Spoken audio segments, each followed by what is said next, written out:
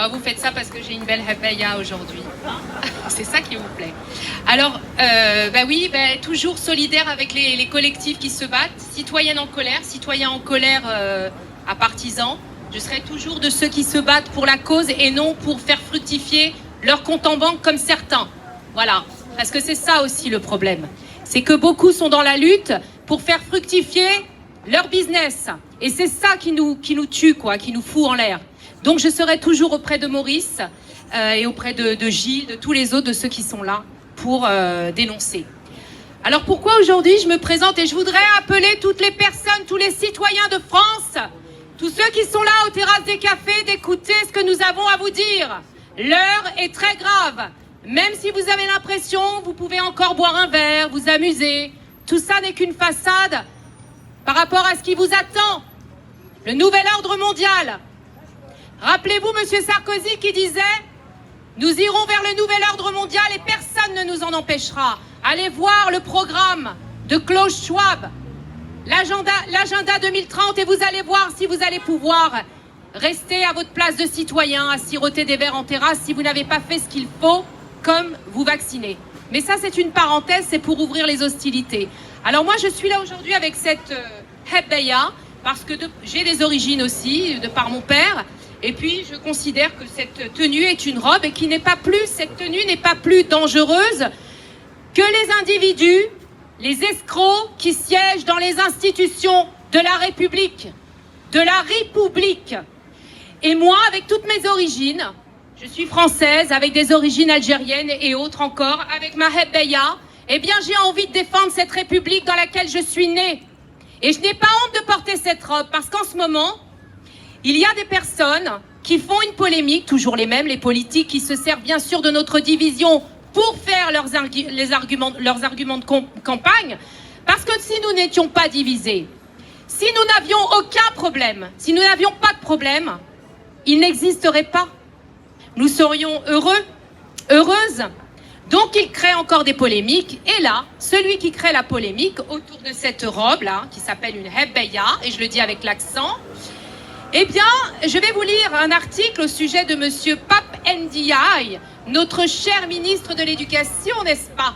Et d'ailleurs, par rapport à ça et plein d'autres choses, on va appeler les fédérations de parents d'élèves, qui sont comme les syndicats, qui ne servent que leurs intérêts et ceux de leurs enfants, et non la population, les citoyens français. Donc j'ai tiré un article que je vais lire, parce que moi j'ai une mémoire de poisson, n'en déplaise à certaines, je lis. C'est la dépêche du midi, la dépêche, donc qui nous sort un article sur cette nouvelle polémique autour de cette robe. Alors qu'il y a des sujets brûlants dont nous devons nous occuper, des sujets très très graves, la pédocriminalité.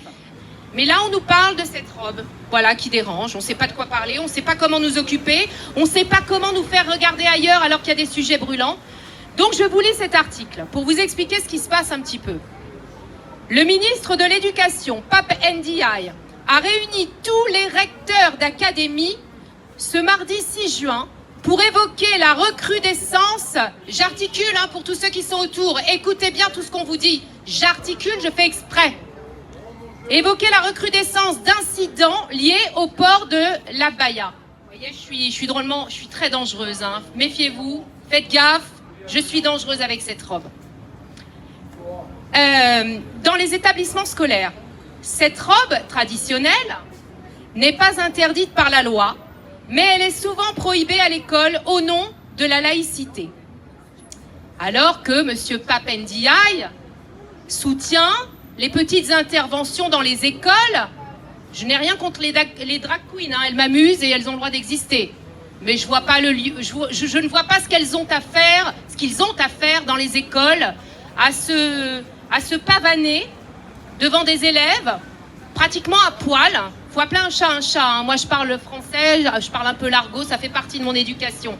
Donc à poil, ils se baladent en petite tenue. Pour certains qui veulent faire admettre à des enfants un petit garçon va lui dire « Non, tu es une fille ». Et le petit garçon lui dit « Ben non, je suis un garçon ». « Non, tu es une fille ». Et le drag queen lui dit ça à poil, décontracte, hein, le mec. Mais ça, c'est normal dans le ministère de l'Éducation avec Monsieur Pape Ndiaye. Donc voilà, ça c'est dérangeant dans les écoles, mais les drag queens, il n'y a pas de problème. Enfin, si elles étaient habillées encore, mais là, elles sont quand même en petite tenue, en tenue légère. Et tous les parents applaudissent, ne font rien, ne vont pas déposer des plaintes. Vous êtes totalement inconscients et vous faites du mal à vos enfants sans le savoir ou en faisant semblant de ne rien voir. Donc je continue.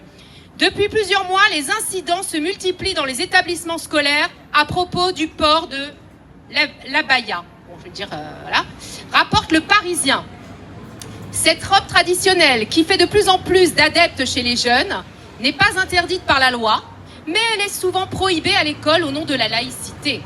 C'est pourquoi Pape Ndiaye a réuni tous les recteurs d'académie ce mardi 6 juin. Voile, abaya, camis, un rapport interministériel s'inquiète de la recrudescence des signes religieux à l'école. Comment savoir si la tenue est religieuse ou pas ? Le ministre de l'Éducation entend afficher sa fermeté face aux pressions communautaires dans certains quartiers. Personne au ministère ne met la poussière sous le tapis au nom d'un hypothétique pas de vague. Il ne faut ni sous-estimer et surestimer le phénomène quand on a vu émerger de façon préoccupante à l'automne 2021 avec des poussées saisonnières et des décrues, dit-il. On ne comprend pas bien tous ces termes-là qui viennent avoir avec la abaya, mais bon, ils nous perdent ces gens. Depuis l'automne dernier, 7 lycées et 3 collèges sur 10 ont fait l'état de problèmes. C'est impressionnant.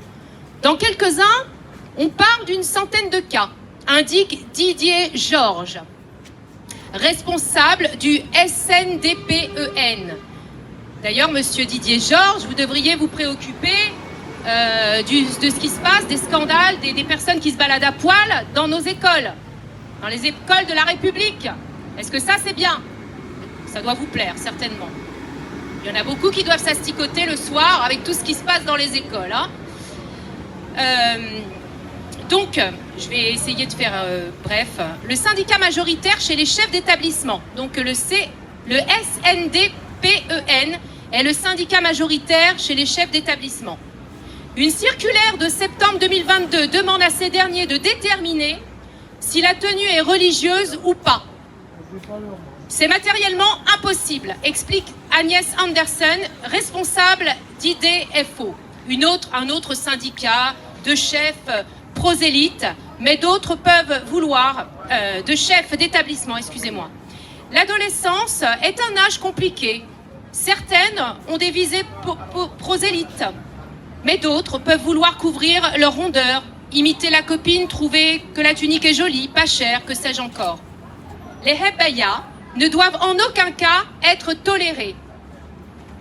Face à cette diversité de cas, le comité interministériel de prévention et de délinquance et de la radicalisation, CIPDR, considère qu'on retrouve toujours les mêmes éléments de langage qui visent à normaliser les vêtements à caractère religieux.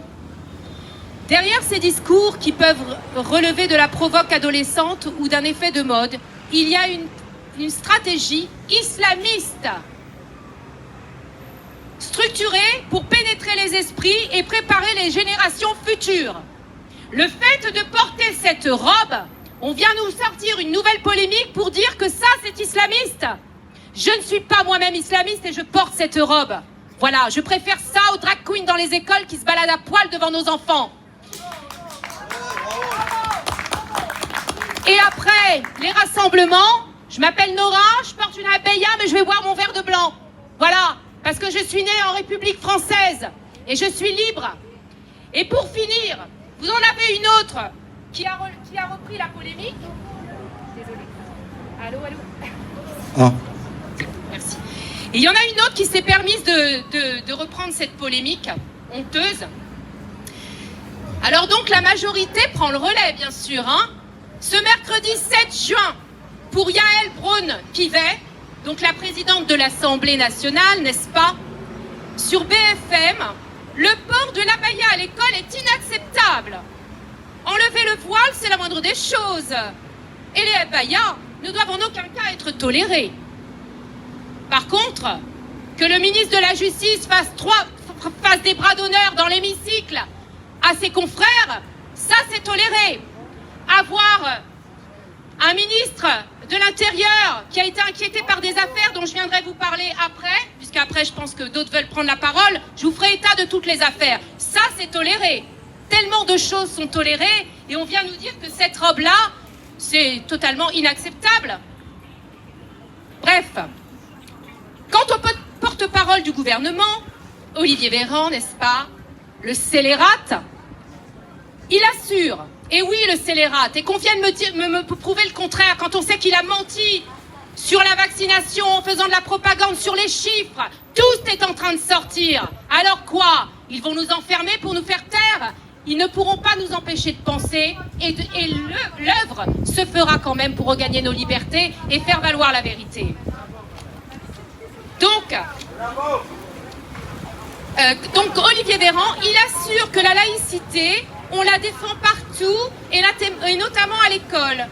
Avant d'indiquer que le ministre de l'Éducation nationale travaille avec les recteurs pour savoir si de nouvelles actions doivent être mises en place. Monsieur Véran qui nous parle de laïcité, quand ils ont tous au sein de ce gouvernement, avec la complicité des députés, ils ont organisé un apartheid en France, souvenez-vous, quand les non-vaccinés ne pouvaient pas siéger aux terrasses des cafés, aller dans les restos, aller au ciné, se faire soigner, et on nous parle de laïcité?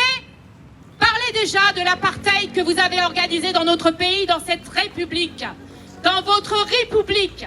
Voilà, et je reviendrai tout à l'heure pour les affaires qui siègent dans toutes les institutions, voilà. Et aussi, je viendrai parler aussi d'une lettre ouverte à Macron pour lui demander un droit de parole public avec les citoyens et sinon de partir, sa destitution ou sa démission.